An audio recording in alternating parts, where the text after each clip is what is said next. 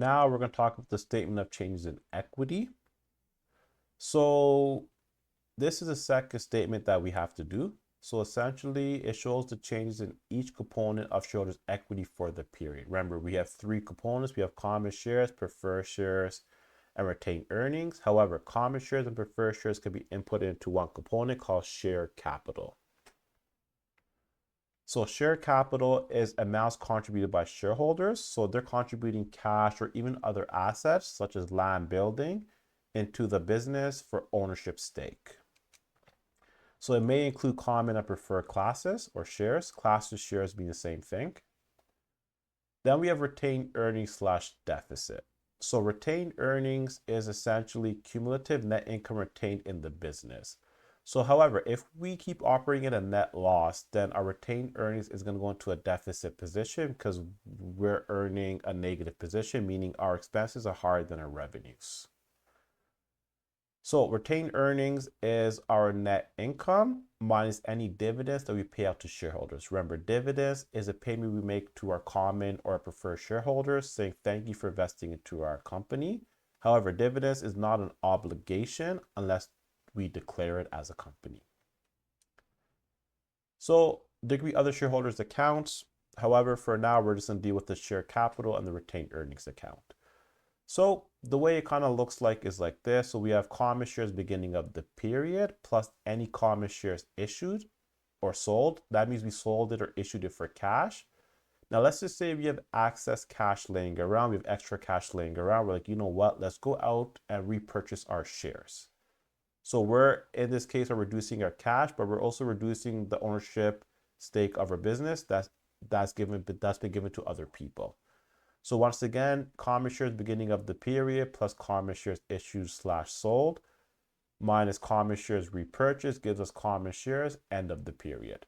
So usually a period in accounting is a fiscal year. However, most fiscal years follow the calendar year. So a fiscal year is any 12-month period. So it could be March 1st, year 1 to March 1st, year 2. Correct?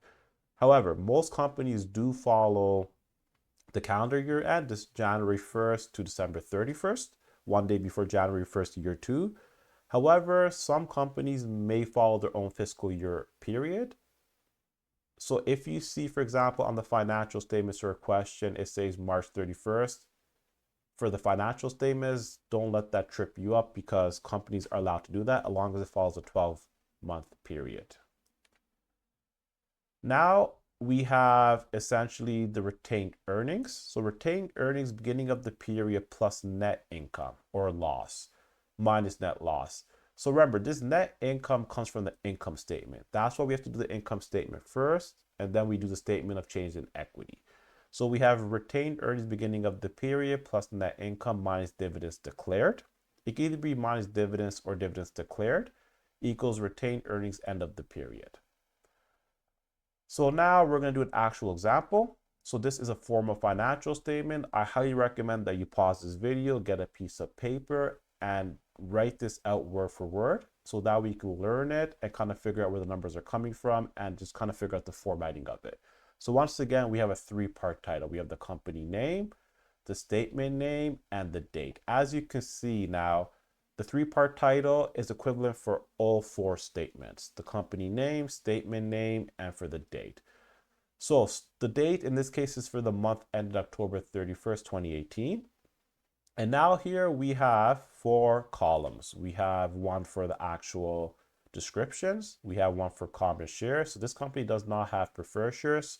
So a company does not have to have preferred shares. They can just have common shares, or it can have just preferred shares. So in this case, this company has common shares, it has retained earnings and total equity. Another word for equity is shareholders' equity. It's the exact same thing, or even owner's equity, exact same thing. So since this is the first year of operations, our beginning balance on October 1st is 0, 0, 0. And as you can see, the dollar signs. So the dollar signs pretty much tell us that everything in this column is going to be dollars, right? That's for each one. So over here now, we're going to add the issuance of common shares. So this company issued 10,000 common shares. This only impacts the common shares column. That's it. This has nothing to do with retained earnings. So to calculate total equity, for example, for the balance on October 1st, we're going to do 0 plus 0 equals 0. For issuance of common shares, we have 10,000 plus blank equals 10,000. Now we have net income. So I'm going to show you guys something right now. The net income of 11,042 actually comes from the income statement that we prepared already. So the net income from the income statement is 11,042, and this has nothing to do with common shares, so we leave that blank.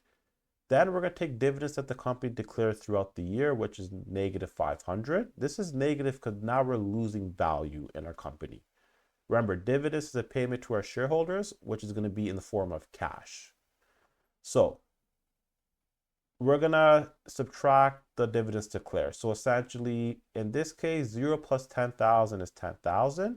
In this case, 0 plus 11,042 minus 500 is 10,542. And remember, to calculate the total equity, we do 0 plus 0 is 0. 10,000 plus blank is 10,000. 11,042 plus blank is 11,042. Blank plus negative 500 is negative 500. So now to arrive at total equity at the bottom, either we could do 10,000 plus 10,542, which is 2542, or we could do 0 plus 10,000 minus, or we could do 0 plus 10,000 plus 11,042 minus 500 is 2542. And as you can see, we have underlines, because remember, 0 plus 10,000 underlined is 10,000. 0 plus 11,042 minus 500 underlined is 10,542. And then once again, the same pattern over here. And these over here have dollar figures and double underlines because these are the final figures of the statement of changes in equity.